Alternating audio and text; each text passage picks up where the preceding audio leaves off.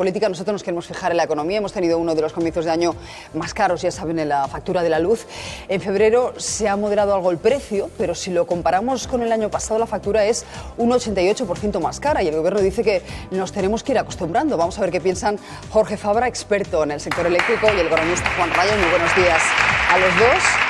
El coste medio del megavatio está ahora mismo en unos 50-52 euros. ¿Podemos decir que ha tocado suelo, que nos tenemos que hacer la idea de que no va a bajar de ahí, no vamos a poder pagar menos? Bueno, el megavatio hora ha bajado efectivamente a 50-52 euros. Las materias primas están bajando en general en esta última semana. Ha bajado también el gas natural. Pero es que 52 euros es un disparate, es carísimo. Las centrales nucleares y las centrales hidroeléctricas, que cubren aproximadamente el 40% de la demanda de electricidad que consumimos, tienen unos costes remanentes en torno a 22, 23 euros. ¿Y esa diferencia a qué se debe? Esa diferencia se debe a un diseño del mercado que remunera a todas las centrales con independencia de su coste, con el coste que establece la última central acoplada al sistema, que es una central de gas. Y estamos en esos precios porque el gas ha bajado, pero ni la energía nuclear, ni la energía eólica, ni la energía hidroeléctrica, ni ha bajado ni ha subido. Sigue así desde 2005, ¿no? Antes de que nos responda Juan, vamos a escuchar al ministro Nadal, que él ha sido muy claro al respecto. Dice que la factura va a seguir subiendo. Escuchen. En el pasado sacrificamos todo al suministro, después lo hemos sacrificado todo a los objetivos medioambientales y estamos viendo qué pasa con los precios. Bueno, pues nos tendremos que acostumbrar a precios más altos en momentos determinados, sobre todo con mucha volatilidad. Nos tendremos que acostumbrar, si queremos determinados objetivos medioambientales, nos tendremos que acostumbrar a que la demanda tiene que ser mucho más gestionable de lo que es hoy en día, y evidentemente todo esto nos ayudará a hacer cumplible un objetivo medioambiental que, si no de otra manera, nos va a generar demasiada tensión política y social. ¿Eso es así? ¿Nos tenemos que acostumbrar a esos precios altos? ¿No hay nada que podamos hacer para evitarlo? Bueno, efectivamente, si lo que queremos es potenciar el uso y el consumo de fuentes de energía renovables, las energías renovables tienen un problema muy claro, que es que no producen permanentemente, sino que producen de manera intermitente. Y para complementar el suministro cuando no están produciendo, es necesario acoplar o complementar con centrales de gas que tienen un precio marginal muy alto. Y cuando se activa ese precio marginal muy alto es cuando suben los precios a los niveles que lo hemos visto actualmente. Si las energías renovables van ganando peso en el mix energético, la dependencia del gas será mayor para los picos de demanda cuando no estén produciendo las energías renovables, y entonces ahí, como decía el ministro, habrá volatilidad al alza de los precios. En otros momentos, cuando las centrales renovables estén produciendo a máxima capacidad, o al menos estén produciendo de manera bastante importante, pues los precios podrán ser más bajos. Pues en febrero la factura ha bajado, es verdad, algo, gracias sobre todo a las renovables. Fíjense en esta comparativa, no ha sido gracias al agua, sino al sol y al viento. Cuando las renovables suben un poco, la factura, lo decíamos ahora, baja mucho. Y en ese contexto el Gobierno acaba de aprobar la actualización de las primas a las renovables sin cambios. ¿Deberían haber subido las primas? Vamos a ver, las primas a las renovables es ya un concepto que distorsiona la comprensión del asunto. Aquí estamos partiendo de un paradigma que es completamente falso, que todos los kilovatios hora son iguales y los kilovatios hora son diferentes. ¿Cómo se puede comparar un kilovatio hora producido por una central nuclear o por una central fotovoltaica, por una central de carbón o por una central de gas natural? Los kilovatios hora son diferentes. Si los kilovatios hora fueran iguales, estaríamos todos produciendo energía eléctrica solamente en el Duero, que es una cuenca hidrológica con unas características muy apropiadas para producir energía a muy bajo precio, pero eso no es posible. Estaríamos produciendo energía con las centrales nucleares estas que estamos amortizadas, pero ya estamos produciendo toda la que podamos, ¿no? Es decir, que detrás de cada kilovatio hora, la apariencia de homogeneidad que tienen esconde una diversidad enorme, ¿no? Y esa diversidad enorme implica tecnologías diferentes, materias primas diferentes, con costes muy diferentes. Y lo que no podemos hacer es pagar a todas lo mismo que pagamos a la más cara, porque se producen beneficios enormes, extraordinarios, sin justificación ninguna, en el segmento nuclear y en el segmento hidroeléctrico. Estamos diciendo que las compañías que explotan las centrales nucleares y las eléctricas son las que se están llevando mayor parte de este pastel. Sí, yo creo que con un precio medio del mercado en torno a los 45 o 50 euros, los beneficios, los márgenes sin justificación ni mercantil ni jurídica ninguna que se están generando en esos segmentos, pues vienen a estar entre 2.000 y 3.000 millones de euros. Pero dicen las al eléctricas año. Que el precio del 2016 fue muy bajo, el más bajo de los últimos años. A pesar de que sus beneficios han mejorado un 9%, no se pueden quejar Claro. en ese sentido. ¿Se podría ajustar más el margen de las distribuidoras? ¿Qué opinas tú, Juan? Es verdad que los beneficios de las eléctricas han subido, pero tengamos en cuenta que han subido esencialmente por su negocio en el extranjero. Es decir, si miramos cuánto están ganando Endesa o Iberdrola por su negocio específicamente en España, una vez, evidentemente, descontamos pues al resultado de explotación pues los gastos financieros, la parte correspondiente a los gastos financieros, amortización e impuesto de sociedades, Iberdrola está ganando en torno a 350 millones de euros, Endesa en torno a 500 millones de euros. ¿Cuánto es eso aproximadamente? Pues por cada 100 euros que ingresan en España, 3 euros son de beneficio, es decir, 97 no son de beneficio o 95 en el caso de Endesa no son de beneficio. Por tanto, no están obteniendo unos beneficios astronómicos, de hecho, si podemos tener dudas en la contabilidad de las empresas, que a veces es lógico tenerla, basta con que miremos su cotización en bolsa. El precio por acción de Iberdrola en el año 2008 era de 8 euros por acción, hoy es de 6 euros por acción. Es decir, los accionistas en estos últimos casi 10 años han perdido un 25% de valor en bolsa. de su valor. Si se estuvieran forrando, evidentemente no lo habrían perdido. O vayamos al caso de Endesa, que quizá todavía sea más exagerado. Endesa en el año 97, es decir, hace 20 años, cotizaba en torno a 18 o 19 euros por acción. Hoy cotiza en torno a 18 o 19 euros por acción, es decir, en 20 años no ha subido la acción de Endesa. Con todo nada. siguen teniendo beneficios, igual se podría reducir. Pero vamos a ver, es que tener beneficios que apenas cubren el coste del capital son unos beneficios. Es decir, en toda empresa, cuando yo invierto, si yo invierto por ejemplo, le presto el dinero a un banco y el banco me paga un 1%, pues sí, gano un 1%, pero yo he perdido la disponibilidad de ese dinero. Es decir, si yo te pregunto a ti, ¿por cuánto le prestarías 50.000 euros a una persona? Dirías, hombre, pues como mínimo a lo mejor que me pague un 4, un 5 por el riesgo, por el tiempo que estoy esperando. Si me paga menos del 4 o del 5% de rentabilidad, en realidad, vale, gano dinero nominalmente, pero es como si lo perdiera. ¿Por qué? Porque no me compensa el haber invertido o el haber prestado este dinero. Sobre el negocio en España, Endesa y Iberdrola están ganando actualmente sobre el capital invertido en torno a 3,5%. Susana, yo creo que la contabilidad de las empresas, las políticas contables que desarrollan las empresas, es cosa suya. Si efectivamente, como dice Juan Ramón, tienen beneficios muy ajustados, ellas sabrán por qué. Porque en el sector hidroeléctrico y nuclear están ganando entre 2.000 y 3.000 millones de euros al año. Si efectivamente en su negocio en España están en 300 millones de euros, pues que nos expliquen qué están haciendo con el dinero y con los ingresos, dónde lo han invertido, cómo lo gestionan.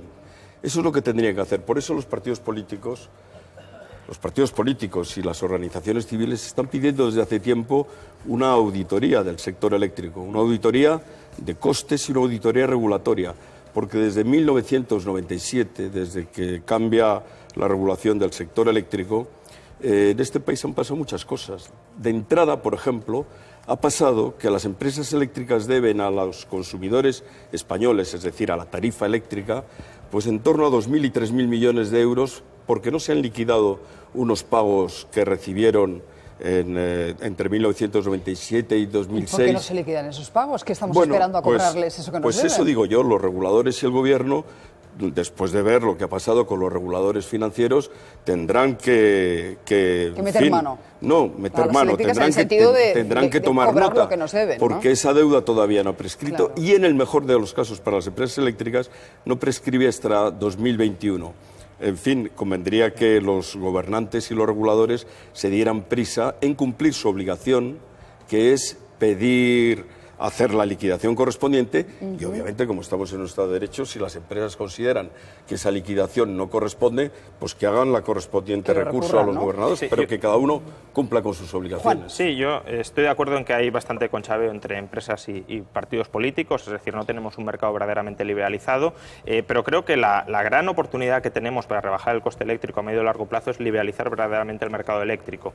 Por ejemplo, si es verdad que el coste de las centrales hidroeléctricas es mucho más bajo que las del resto, lo que deberíamos hacer es permitir y potenciar nuevas concesiones de centrales hidroeléctricas. Que recuerdo que Jorge precisamente nos dijo que se puede liberalizar hasta cierto punto, porque tenemos las cuencas que tenemos. Sí, pero el potencial hidroeléctrico de España todavía es bastante mayor del que se está explotando actualmente. Juan, eso es un invento. No, bueno, el potencial hidroeléctrico está completamente agotado. ¿Cómo va a haber potencial hidroeléctrico cuando estamos invirtiendo en centrales de ciclo combinado, que son mucho más caras? Pues porque las trabas administrativas para crear nuevas centrales hidroeléctricas son enormes. Las trabas administrativas son ninguna. Estoy citando el Ministerio de Energía. Todos los aprovechamientos hidroeléctricos posibles están bajo concesión administrativa y de esa concesión son titulares ya las actuales empresas eléctricas. Lo que pasa es que los aprovechamientos hidroeléctricos que todavía pueden hacerse tienen costes que no son competitivos con sus alternativas térmicas. Pues entonces no es tan barato producir mediante las centrales hidroeléctricas. Es barato producir con las centrales hidroeléctricas que ya construidas, efectivamente. Naturalmente. Pero entonces el problema de que sea tan barato es un problema de a qué precio se vendieron esas centrales hidroeléctricas, porque si se hubieran vendido más caras no sería tan barato, dado que tendrían que recuperar esto. Y solo un comentario adicional, porque estamos hablando mucho de las nucleares y las hidroeléctricas, y estoy de acuerdo en que puede haber incluso beneficios caídos del cielo y todo lo que queramos. Pero eso no es una cuestión menor. No, bien, pero estamos hablando de que están produciendo a 20 euros el megavatio hora y que el precio de mercado está en torno a 50, 55. Bueno, ¿sabemos a qué precio están vendiendo las centrales fotovoltaicas el megavatio hora? Porque aquí estamos hablando de un margen de 30. Bueno, las centrales fotovoltaicas lo están vendiendo casi a 500 euros el megavatio hora, y esto también lo están pagando los consumidores. Por tanto, quiero decir, si hay beneficios caídos del cielo, los hay en todas partes. Ya. No sé si querías decir algo. Quiero preguntar también por las centrales nucleares. Quiero decir algo importante, que todos los kilovatios hora no son iguales. Detrás de que cada kilovatio hora hay cosas muy diferentes, tecnologías muy diferentes, y por tanto los costes son diferentes. Los inversores en energías renovables invirtieron después de que el gobierno estableciera una tarifa. Y, sin embargo, las centrales nucleares y las centrales hidroeléctricas invirtieron después de que el gobierno les pusiera una tarifa. Y en 1997 todo eso se altera completamente y pasan de tener beneficios normales del 8, del 7%, a tener beneficios que incluso a veces superan los 200, los 300, el 300% de sus costes. Es decir, que bajar la tarifa eléctrica es muy sencillo, es recuperar el mercado. Y Juan Ramón, tú que eres mercadista, lo que hay que hacer es recuperar el mercado. Recuperar el mercado es no poner a competir a las centrales hidroeléctricas con las centrales de ciclo combinado, porque eso es lo mismo que poner a competir a las bicicletas con los coches pagar a las bicicletas el precio de los coches. Según el Ministerio de Energía, informe del Ministerio de Energía, queda otros 30.000 gigavatios hora potencialmente aprovechables de centrales hidroeléctricas si son competitivas. Otra cuestión es que no lo sean. Y si hay beneficios caídos del cielo en las centrales hidroeléctricas ya construidas, bien, pero en las centrales renovables, es decir, estamos hablando de 3.000 millones como mucho de beneficios caídos del cielo por nuclear y por hidroeléctricas, y en renovables las primas, lo que les pagamos de nuestro bolsillo, son casi 7.000 millones de euros. Por tanto, habas las cuecen en todas partes. La subida del precio de la luz tiene otra consecuencia, y es la contaminación. Cuando la luz sube significa que tiramos de carbón y de gas, y eso se traduce en un aumento de las emisiones del 65%. Saben que las nucleares no contaminan. La pregunta es, ¿deberíamos apostar por energía nuclear? Porque ahora están en campaña las nucleares y dicen que ellas son las únicas que pueden bajar el recibo de la luz porque ofertan al precio más bajo. No sé si estáis de acuerdo. Bueno, las centrales nucleares ofertan a cero, exactamente a cero, porque saben que sus costes van a ser cubiertos sobradamente, con márgenes del 200%, por las ofertas que van a fijar el precio, que son las centrales de gas natural. Y en ese sentido, claro, pues sustituyen centrales más caras y bajan el precio, pero teniendo unos beneficios enormes. Hay una cuestión muy importante que los consumidores deben saber, ¿no? Y es que la gran ventaja de los mercados, que desde luego en el desarrollo y en el progreso nuestra sociedad no ha encontrado instrumentos más eficaces, es que producen convergencia tecnológica. Es decir, las tecnologías obsoletas desaparecen y solamente siguen adelante las tecnologías más eficientes. Es decir, los mercados son darwinistas y eliminan las tecnologías ineficientes. ¿Por qué en el sector eléctrico conviven tecnologías muy diversas? Pues porque no hay una sola tecnología que pueda cubrir toda la demanda. Y entonces el mercado tiene que tomar en consideración esto, y no lo toma. Necesitamos construir un mercado que sea capaz de revelar los costes, que es lo que hace en otros sectores donde funciona de manera eficiente, de cada una de las fuentes que abastecen nuestra demanda. Y si organizáramos un mercado que fuera capaz de revelar los costes, la tarifa eléctrica bajaría al año entre 2.000 y 3.000 millones de euros. Esa es la manera de bajar la tarifa eléctrica. Y luego, respecto a Juan Ramón, yo le quería preguntar que cuando compras un coche, lo primero que preguntas, ¿pero cuánto gasta este coche a los 100 kilómetros? Y te dicen que gasta pues 5 litros a los 100 kilómetros. Mete tú la primera cuando te metes en el coche y vas a ver en el ordenador si son 5 litros o son 30. Necesitas meter la primera, luego la segunda, luego la tercera, para poder meter la quinta y gastar 5 litros. Pues esto mismo pasa con las nuevas tecnologías. La primera generación es muy cara, pero eso ha permitido que hoy las centrales renovables sean incluso competitivas con la extensión, con el coste de extensión de las centrales nucleares. Vuelvo a las centrales nucleares porque hoy son perfectamente sustituibles por un mix de centrales renovables, térmica solar, eólica y fotovoltaica, de manera competitiva. Déjame que haga un pequeño repaso muy rápido. Nuestro parque nuclear, que está, como saben, muy envejecido, porque las 5 que están en funcionamiento tienen en torno a 30 años y su límite está en los 40. No sabemos si habría que ampliar este límite o no, o como nos estaba diciendo ahora Jorge, apostar por otras energías. O sea, yo no creo que las centrales nucleares, la energía nuclear sea especialmente competitiva. Si tuvieran que construir las empresas eléctricas nuevas centrales nucleares, no me queda nada claro que les saliera a cuenta, sobre todo si los costes, gran parte de los costes de funcionamiento de las centrales nucleares no se socializaran entre toda la sociedad, que es lo que sigue pasando hoy y lo que el lobby nuclear también quiere que se haga si se construyen nuevas nucleares. Ahora bien, esto no significa que las nucleares sean exactamente sustituibles por un mix de renovables. Precisamente, es decir, en cuanto a coste en general, quizás sí, pero es que, como he dicho antes, las renovables tienen un problema fundamental, y es que no pueden producir de manera continuada, por tanto necesitan ser complementadas por energías que sí puedan asistir a la demanda cuando ellas no producen. Las nucleares no tienen este problema, las renovables sí, y las renovables, por tanto, para funcionar necesitan ser complementadas con gas, y el gas es caro y es contaminante. Y contestando a Jorge, es verdad que ahora las renovables de nueva generación son en algunos casos bastante competitivas. Si lo son, simplemente abramos el mercado y se invertirá masivamente en ellas. Pero has comentado, ha sido necesario promocionar públicamente, estatalmente, estas energías para que hoy sean competitivas. Hombre, las energías se han vuelto competitivas a escala mundial. No ha sido el apoyo español a estas energías lo que las ha vuelto competitivas a escala mundial. Y que hayan tenido que ser los consumidores eléctricos españoles los que paguen durante 30 años el sobrecoste, 7.000 millones de euros anuales. Jorge decía, si reformamos el mercado eléctrico podríamos bajar el coste de la tarifa en 3.000 millones. Bueno, el sobrecoste que estamos pagando en renovables son 7.000 millones durante 30 años. Que tengamos que ser los consumidores españoles los que paguemos este coste para supuestamente subvencionar la innovación en renovables mundial me parece un poco imprudente. Porque apostamos por las renovables antes de lo que tocaba. Efectivamente, cuando la tecnología no estaba suficientemente evolucionada. Cuando no eran tecnologías maduras. Es como si hubiésemos comprado un coche que consume mucho y ahora hubiese coches que no consumen prácticamente nada de combustible. ¿Y por qué hicimos eso? ¿Por qué quisimos ser los primeros de la clase en una apuesta que en ese momento resultaba muy cara? Año 2004, plena burbuja inmobiliaria. No lo olvidemos que se cometieron muchas locuras. Porque seguimos los consejos de Ortega y Gasset y dijimos por primera vez en este país que no inventen otros, inventamos nosotros y iniciamos el camino de la curva de aprendizaje.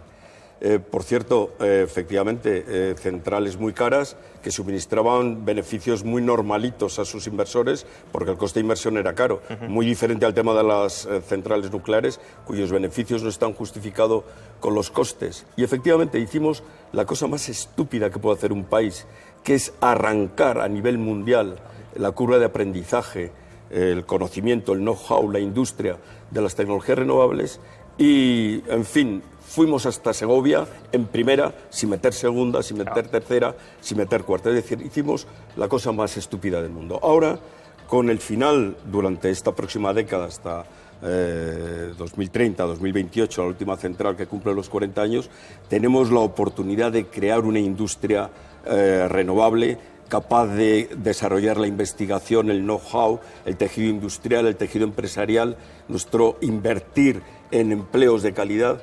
Tenemos esa oportunidad. Yo creo que la lucha contra el cambio climático, que es la gran amenaza que tenemos, que tienen ya mis nietos, que tienen ya mis nietos, es una oportunidad para cambiar el modelo productivo y modernizar este país. Pues la última intervención ya, Juan. Sí, no, yo estoy de acuerdo en que puede ser una muy buena oportunidad, pero las oportunidades se descubren en un mercado si esas oportunidades dan beneficios. Por tanto, yo lo que diría es, quitemos trabas, quitemos impuestos absurdos, por ejemplo, que también gravan y penalizan a las nuevas energías renovables. Impuesto al sol, por ejemplo, y si esas energías son verdaderamente competitivas, que lo demuestren compitiendo en el mercado. Y si son, ya digo, competitivas, se extenderán masivamente y nos beneficiaremos todos de ellos. Si no lo son, pues entonces no prosperarán o no prosperarán tan pronto. Lo peor que pudimos hacer es, como ha dicho Jorge, en el año 2004, hipotecar a la sociedad española con unos sobrecostes eléctricos que vamos a pagar durante bastantes años más. Pues Juan Rayo, Jorge Fabra, muchísimas gracias. Son prácticamente las 9 de la mañana, las 8 en Canarias. Me voy ya a nuestra mesa.